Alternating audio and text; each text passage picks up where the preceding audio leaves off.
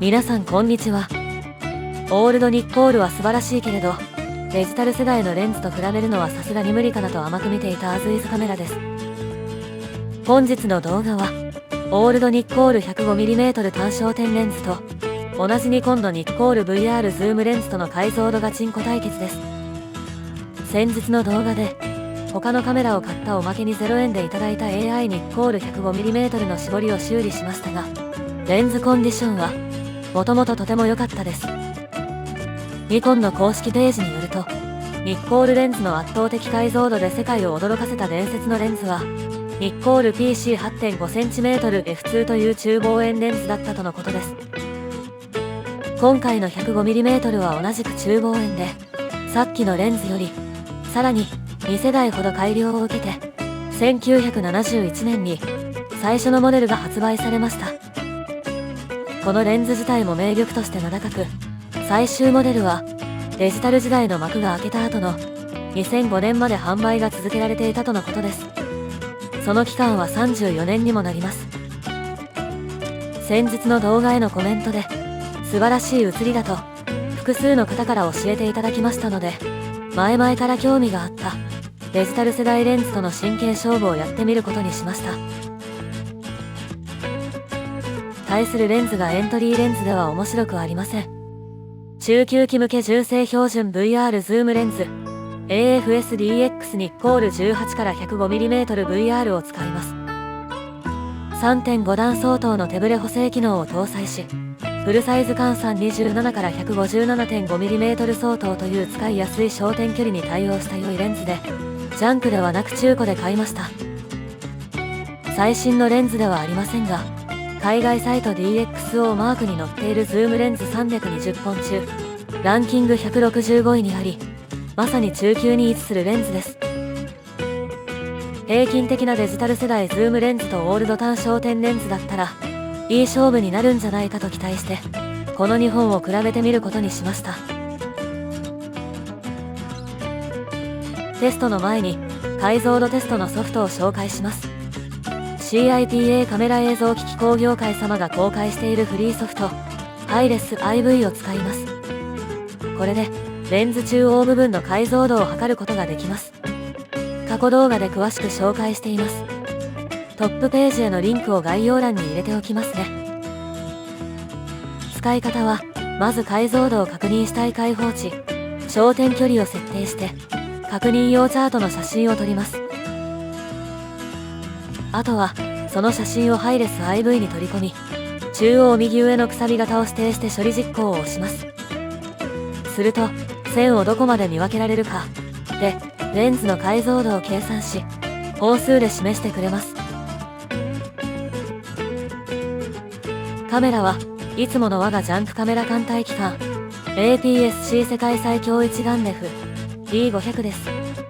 2200円でゲットしてから使い倒しています。2088万画素 APS-C センサーのピッチは、フルサイズでの4500万画素機ぐらいに相当するはずですから、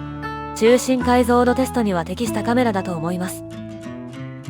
それでは、50年前の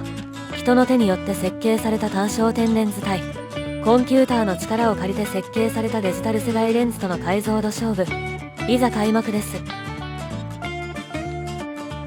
テスト方法は、解像度チャートを的にして、今回の2本で共通して設定できる絞率の F5.6、F8、F11 でそれぞれ撮影して比べることにしました。先行は VR ズームレンズにします。最大望遠側がちょうど 105mm なので、テストしやすいです。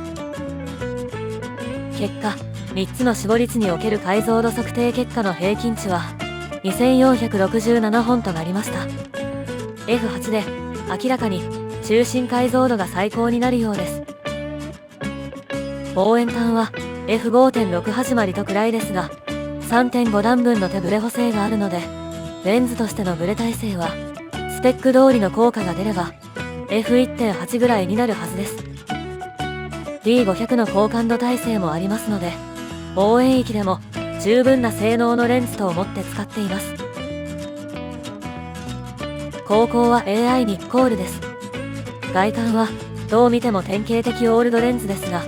今回はレンズの味わい等ではなく、一切手心なしで対決してもらいます。結果、3つの絞り値における解像度測定結果の平均値は2712本となりました。なんと 10% もの圧倒的な解像度差がつきました。個別にも全てこちらが上です。単焦点レンズ対ズームレンズとはいえ、40年という世代差を考えて前線してほしいなとぐらいに考えていましたが、甘かったです。オールドニッコールの圧勝です。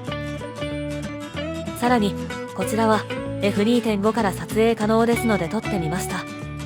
開放でも2485本で、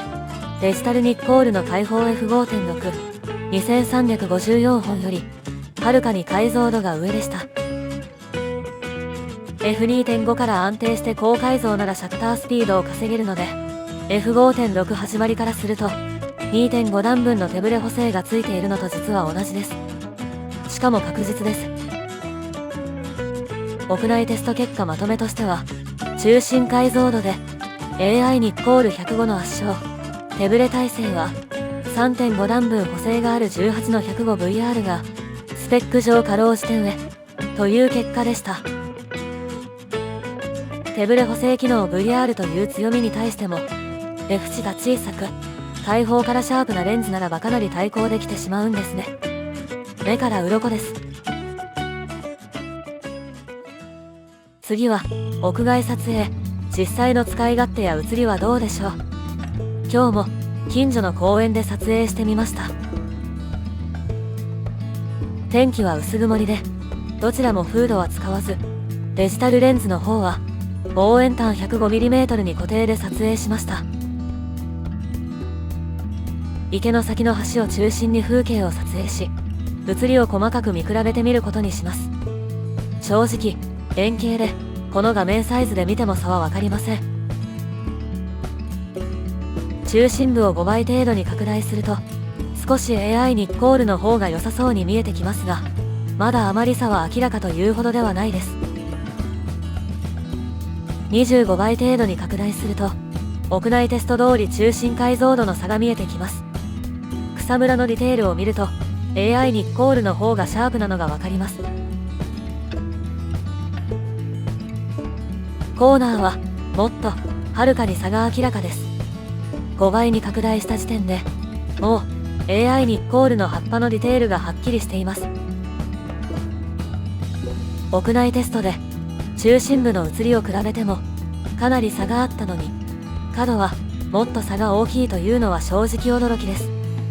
ニッコール単焦点レンズ恐るべし。しかもAI ニッコールの右上角の写りを絞り値ごとに比べると、なんと開放からかなり改造しています。F4 でもうバキバキです。すごい。50年前のレンズなのに。この恐るべきレンズで公園内で撮影してみましたが、これまでジャンクズームレンズで撮っていた写真とは解像感が異次元です。私はジャンカーでちゃんと写りさえすればかなり満足してしまうんですが、ちょっと勘違いして作品を撮りたくなってしまいそうです。AI ニッコールは明るいレンズなので、ズームレンズには不可能なレベルでボケ具合の調整もできます。これは比較写真すら作れません。このレンズを触っているとオールドレンズだというのを忘れて、普通にレンズ性能の高さにうっとりしてしまいます。単焦点楽しいですね。